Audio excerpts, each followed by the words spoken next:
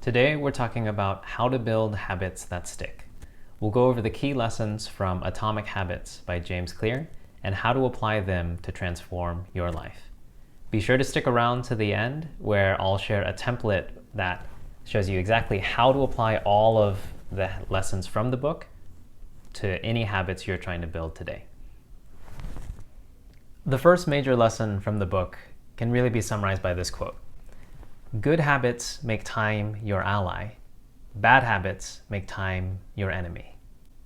And this is really all about the power of compounding change and behavior.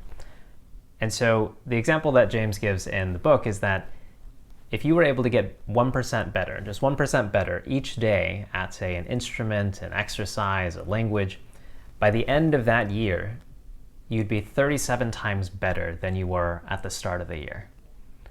On the other hand, if you were to just get 1% worse every single day, by the end of the year, you would be just 3% as good as you were at the outset.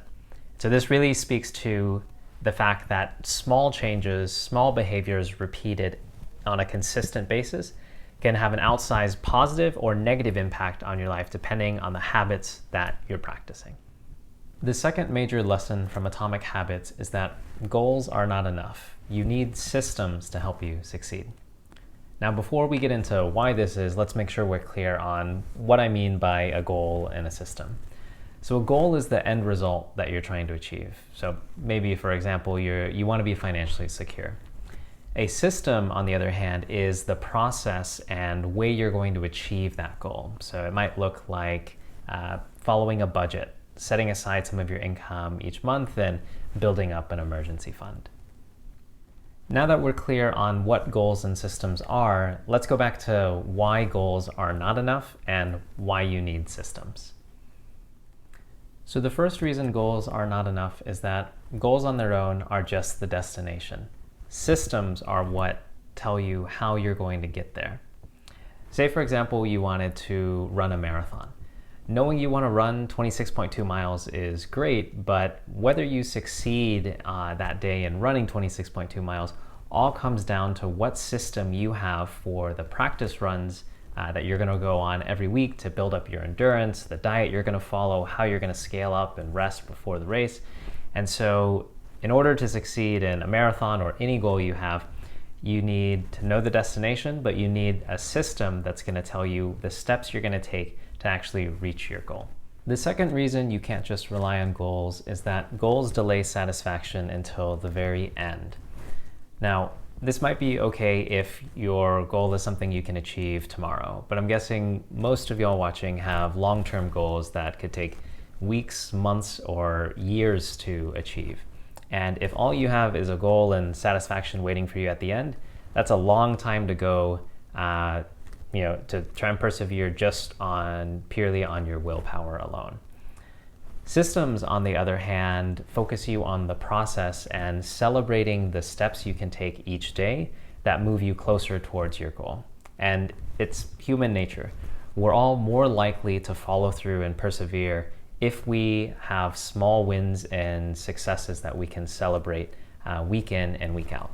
So make sure that you have systems that give you this sort of satisfaction along the way to really maximize your chances of getting to your goal and the destination you're trying to reach. So by now, you're probably thinking, okay, I know habits are important. I need systems, not just goals, but you might be wondering, how does all of this relate to actually building habits? Great question. We're going to go straight into that. So there are 4 parts of a habit: the cue, the craving, the response, and the reward. And it's probably best illustrated with an example.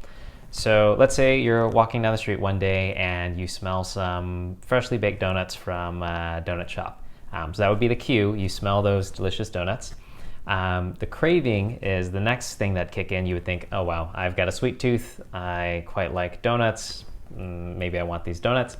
The response, the third part, would be you go into the donut shop, you buy a donut, you eat the donut, and the reward, the last part of this habit loop, is that that donut was freaking delicious and you are happy with yourself.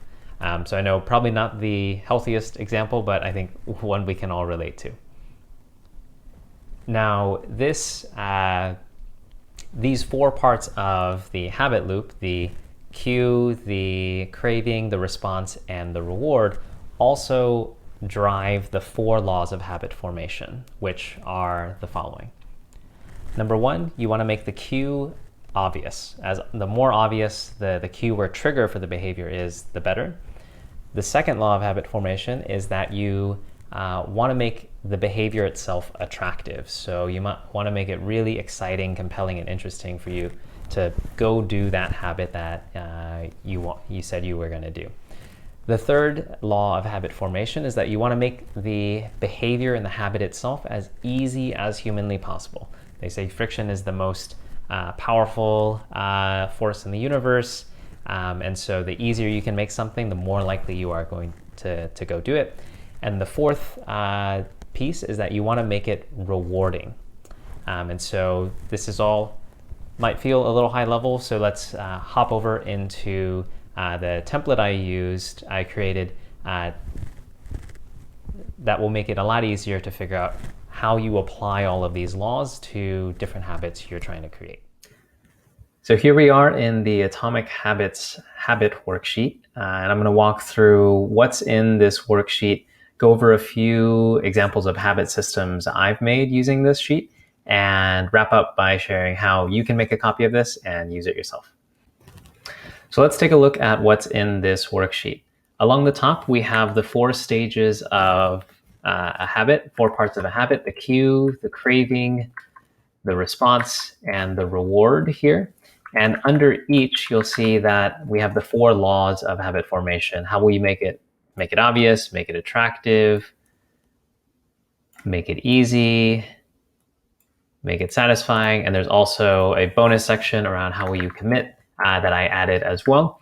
And underneath each section, what you see is a list of some of the specific tactics from Atomic Habits that James recommends under each of the laws of habit formation.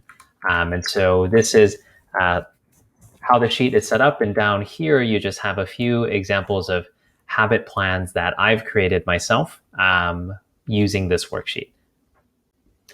So let's walk through an exercise example here. So what habit do you want to build? I want to exercise 3 times a week.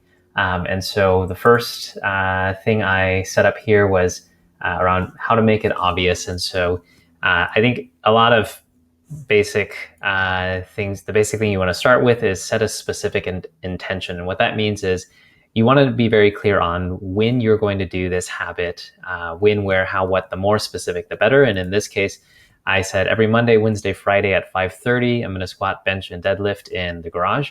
So that it makes it very clear exactly when, where, how I'm going to do this habit. Another tactic you can use under this is habit stacking. So after I do X, I will do Y. So it could be like after I finish work, I will do Y, but sort of already covered it here. And then the third tactic James recommends in making it obvious is that you want to leverage visual cues. And so this could be in your calendar or phone, use an object as a visual reminder for a habit. And so in my case, I've added lifting to the Google Calendar and whiteboard calendar that I use. And so that's sort of the first law of habit formation under this exercising. And the next bit is make it attractive. And there's a whole bunch of tactics he recommends. So temptation bundling is after you do the new habit, so exercising, you get to play video games or get some reward. And for me, after I work out, I'll have a protein shake. To me, it tastes pretty good. And so there's that piece. Signal switching is, sort of switching how you interpret the thing. So instead of I have to do something, you sort of say I get to do something. Redefining the habit is a bit similar to this in that needing to exercise becomes like, okay, time to build strength and muscle. Or if you're saving, it's like I need to save money or I'm saving for my future. So reframing the habit in terms of the benefit that it gives you can make it feel like less of a I have to go do this thing. There are a couple of other tactics around here on motivational rituals. So listening to the same song before a workout, And so here's an example here. Another tactic is finding a community where a desired habit is the norm. And so this could be a subreddit, wake up group, or finding a community that is already doing the habit that you're trying to build, so that you're not doing it alone, and it sort of reinforces the identity and habit you're trying to build. And then partnering up is finding an accountability partner. And so here's my version of how I'm making the exercise habit attractive. Now we're going to keep on going. So the third law of habit formation is make it easy. And so the three tactics here are: you want to reduce friction around the habit itself. You want to take some one-time actions or automate things that you do it once and it pays off for forever going forward.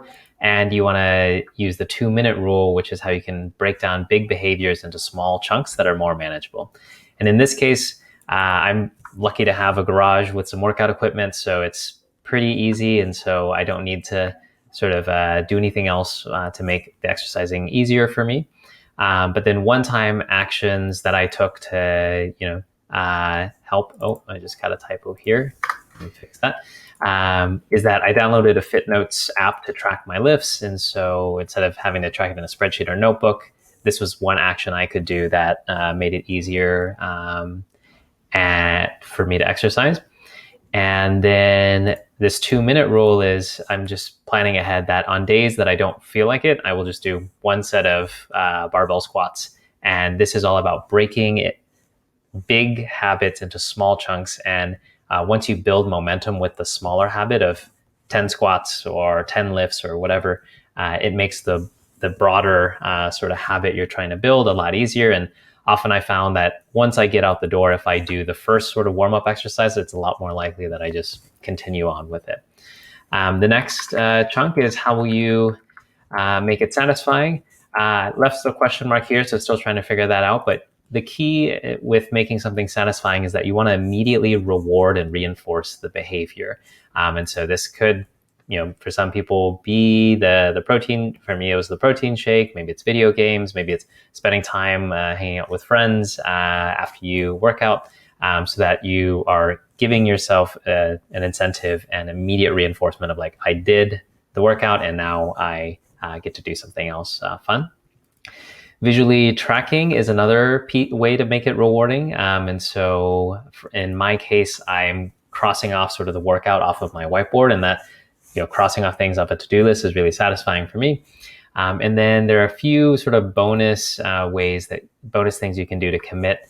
And so here, an example tactic here is a commitment device. And so something I had done in the past was actually, if I skip a workout, donate $5 to a charity I hate. And that for me was quite a motivator, and I did not miss any workouts. So I might bring that back. This is similar to a habit contract. And then the last sort of tactic here is to publicly commit. Tell everyone that you're going to do something, and it'll be a lot harder to back out. So that's just an example of one of the sort of exercise habit plans that I've made with this worksheet, and hope you found it useful. So last but not least, how can you actually use this yourself? So what you're going to want to do here when you open up this spreadsheet is click Make a Copy, and this should duplicate this spreadsheet for you. And then what you can do is use any of these rows down here, or go ahead and delete my example rows here, and fill it in with the habit that you're trying to build, and then use each of the tactics along the top really as a prompt to help you think, okay, how am I going to make it obvious, make it attractive, make it easy, so on and so forth, so that you can build a system and whole plan around how you're going to stick to the habit and make it really easy for you to follow through. So that is that. Hey y'all, if you liked this video and want to see more content like this, please give the video a thumbs up and consider subscribing to this channel. Thanks a lot.